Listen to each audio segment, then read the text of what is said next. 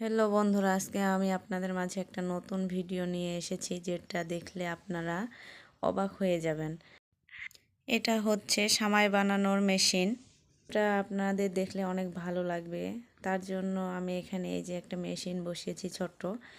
আর এখানে নিয়েছি আমি গমের আটা। এই আটাটাকে আমি সামান্য লবণ আর পানি দিয়ে ভালোভাবে মেখে নিয়েছি। আটাটাকে আমি শক্ত করে মেখে নিয়েছি। খুব নরম হইলে কিন্তু সেমাইটা ভালো হবে না।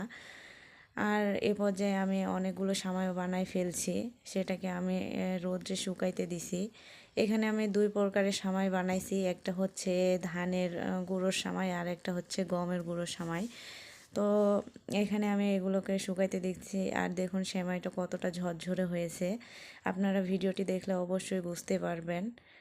আর এখানে সামাইগুলো আমার প্রায় আধা শুকা হয়ে গেছে। আর এই পর্যায়ে দেখুন সামাই দুটো কত সুন্দর লাগতেছে দেখতে। যেটা ধানের গুঁড়োর সামাই সেটা সাদা ধবধবে হয়েছে, আর যেটা গমের গুঁড়োর সামাই সেটা একটু লালচে ভাবের হয়েছে।